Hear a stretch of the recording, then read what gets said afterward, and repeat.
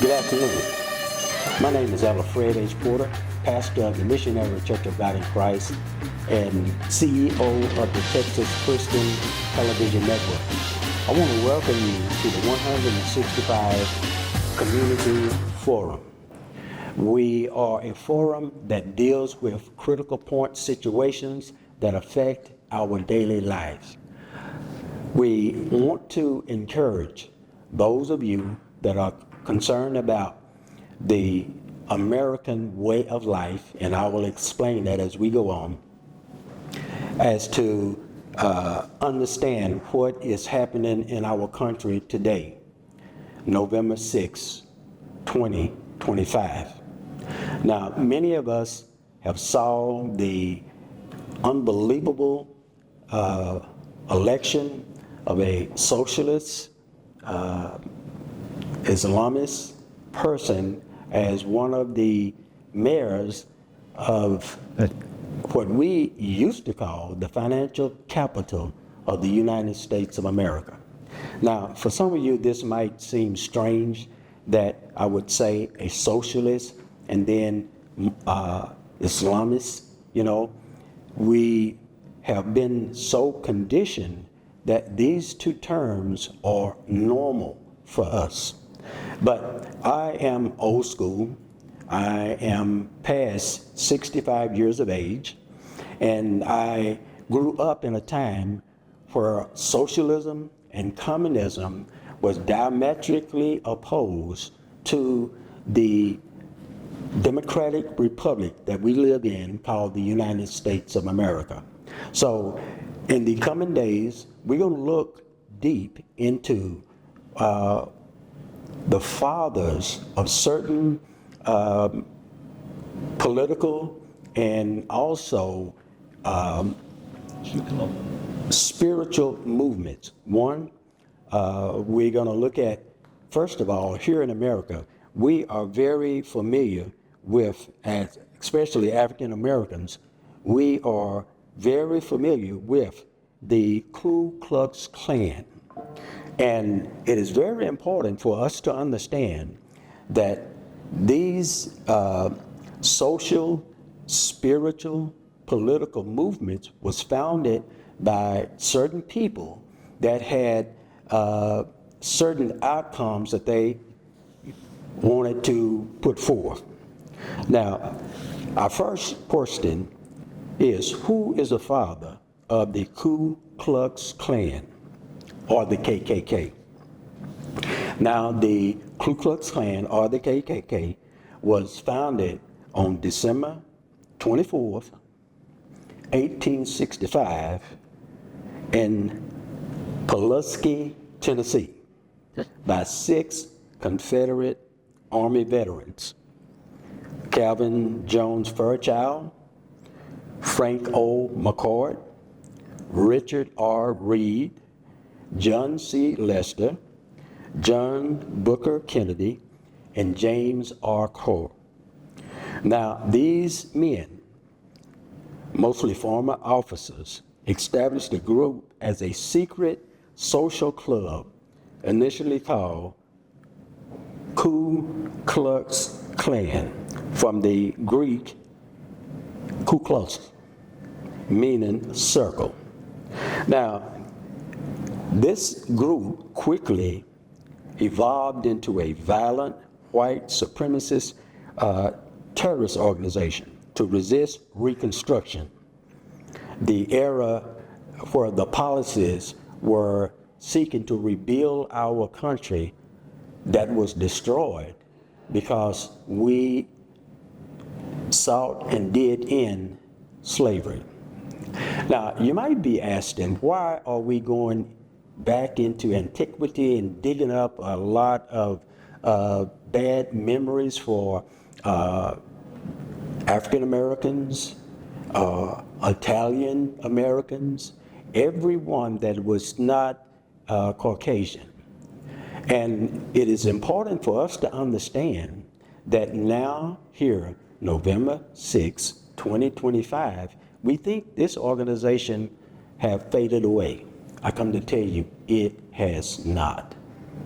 We have just been so desensitized to the terror that this group implemented on our country.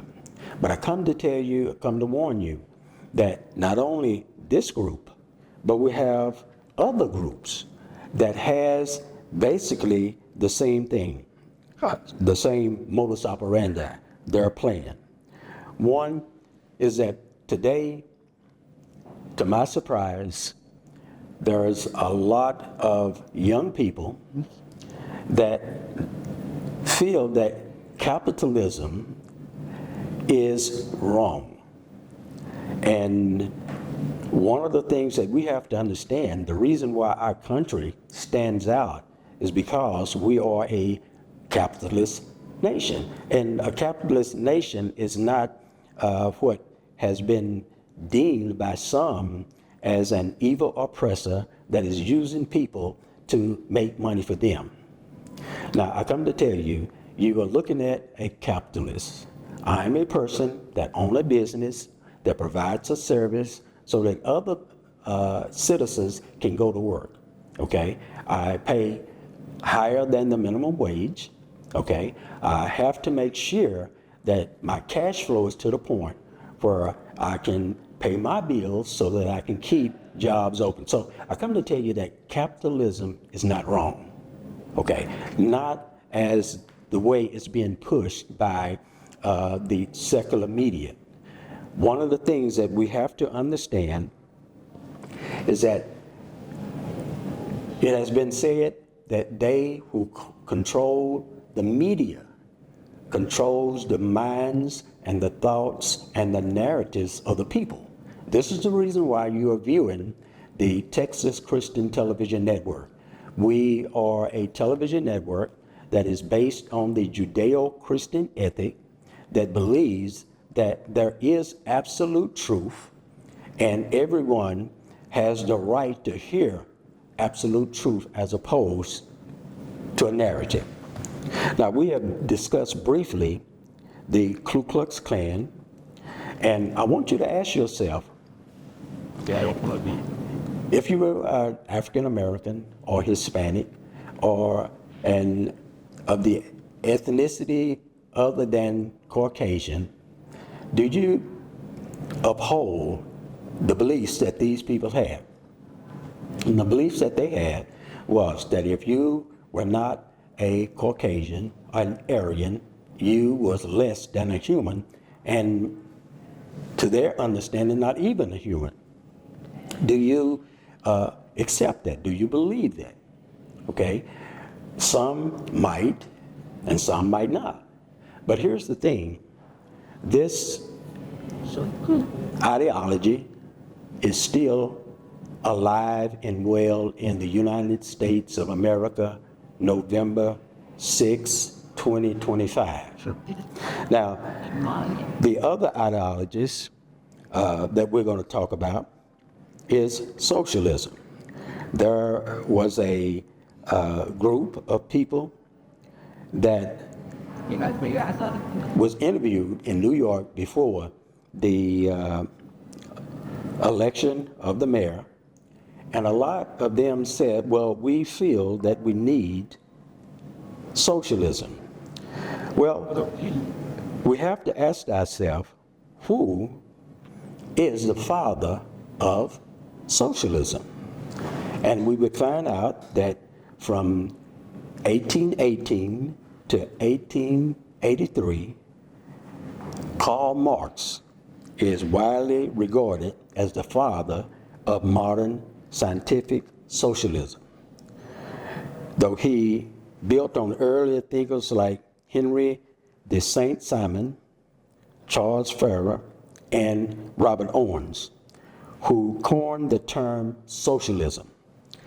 Marx, alongside with his collaborator Eric Engels, transformed socialism from utopia ideas into a materialistic, class-based theory of history and revolution. Now, you're probably saying, I'm about getting bored at this point. But the thing that we have to understand, today, November the 5th, November the 6th, 2025, probably 50 to 75% of our younger generation from 40 back actually grasp or gravitate toward socialism. And my mission here is to get us to think about socialism in the beginning, and also think about the Ku Klux Klan in the beginning. And what I want us to draw from this, the modus operandi, the way the Ku Klux Klan works has not changed from the time that it was implemented. What lets us understand that socialism has not changed, okay? And in our country here, the Democratic Republic have not changed. That there are people that are seeking to, blot out certain things and change different things, but it is very important for us to understand that socialism is alive and well, and it is still pushing the things that Karl Marx wanted. One of the things, to abolish private property in the means of production. Have you heard this, Bromine, that you will own nothing and you will be happy? This is the mindset that is moving today in America, and most of all in the Western civilization, so that no one will own property. Everything will be owned by the government. Yeah. Now, I know this seemed to extreme, okay, but what we need to do is look at socialist nations that are functioning now. Venezuela, Cuba. Now, we need to look at the status of these nations. We need to look at the people. Do they own, can a person own a business in Cuba? They might own a little mom and pop store, but large business, and most of them are controlled and owned by the government. Now, I know this is just the tip of the iceberg, but I want everyone that will take the time to do some research for yourself.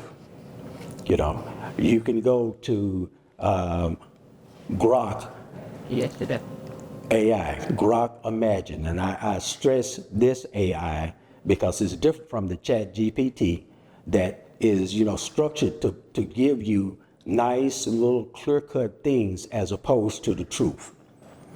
Grok AI is produced by X and also by Elon Musk, and you are getting truth. So one of the things we need to do is understand that when we are seeking to bring socialism into the United States, which is a capitalist country, this is the reason why we can drive on roads that are paved. This is the reason why you can go to any dealership and buy whatever car you want if you can afford it.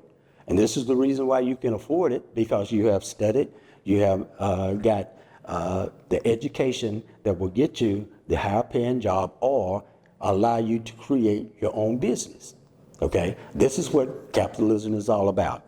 But what I want us to understand, that socialism compared to capitalism is taking us back to the 60s. Okay, now when I say taking us back to the 60s, I'm talking about African Americans, I'm talking about Hispanics, it will take us back to the point where we began our struggle. Okay, we said point one, that Marx wanted to accomplish the abolishment of private property and the means of production. Factories, lands, railroads, and resources should be collectively owned initially by the state under the proletariat control, later by society as a whole. That sounds real good. But we have to look at, first of all, the Soviet Union before it was dismantled. It did not work. We have to look at what happened in Cuba. Okay, it didn't work. It's still not working. Okay, so my thing is, now I am what you would call an old school patriot. I'm an Army veteran. I believe in the United States of America. Okay, excuse me for the interruption. Now, one of the things I would like to do, I would like to challenge you to make comments. This is one of the great things about Miss Isaac too. back to our points so that we can understand basically what is being presented to some and thrust up on others. Now, when I say presented to some, those of us that understand the working of a democratic republic, that is the form of government that we have here in the United States of America, which means that we have the right to either run for office or pick people to represent us, but they are supposed to represent what we stand for. Now, one of the things that in the coming times we will begin to look at how the United States of America actually became a democratic republic. Okay? That's very important for us. It's very important for every American to understand that if we do not understand our history, it will repeat itself. Now, when I say it will repeat itself, we have to understand what was happening in America before 1776. Okay? What was happening in America before slavery really became the norm, because it wasn't the norm. Okay? So it's very important for us to understand our nation, how it functions, why our nation was formed. A lot of us don't get that the United States of America was formed as a city of refuge. Now, you have to be a Bible scholar to understand city of refuge, but that is a place where a person that wanted the forgiveness of God could run and prosper. We'll get to that later on in this community forum as we go forth. I would like for you to make comments, because in America we have the right to say I disagree, okay? And we have the right to say I disagree verbally as opposed to violence. Socialism does not push nonviolent activity, because we can see it on our campuses today. But back to what Marx wanted. He wanted to abolish private property and the means of production.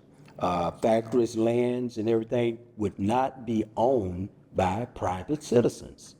Okay? This is one of the selling points of the candidate, now mayor of New York City. He was saying that he would make sure that the transit system would be free. Now, I'm not going to go off into all the things that he used to hook people in, and believe me, it is a hook, okay? But this is the same thing that Karl Marx was pushing. Overthrow bourgeois rule via proletarian revolution. Now, the working class, the proletariat, must seize political power from the capitalist class through revolution, not reform. And we are actually seeing this happening because in America, we're so nice. We want everyone to have freedom of speech, and that's good. But not when our freedom of speech is used as a weapon against us, which means if there is something that I do not believe in the LGBT community, okay, I am automatically labeled a homophobic, okay? And that nulls and void my freedom of speech, okay? If I do not agree with an person that believes in Islam, I am automatically labeled Islamophobic, okay? That is null and void in my right to speech, and these people expect us to just say, okay, I will be quiet, just do. And they are saying, okay, you are useful idiots because you don't understand that I want to push my agenda, and if my agenda is against what you believe in, you hold your peace and let me go ahead. That is what is happening in the United States of America, November 6, 2025. Now, once we understand, just like that the Ku Klux Klan is not dead, okay, socialism, according to Karl Marx, is not dead. It is alive and well, and it has taken over the Democratic Party. We have to call a spade a spade. And you say, well, how can you say that, Reverend Porter? Well, ask Hakeem Jeffries. Why did he support this socialist, this Islamist?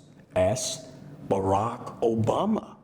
Okay, so what I'm saying is, there are people that think that Americans, all ethnicities, all race, are useful idiots. We are so,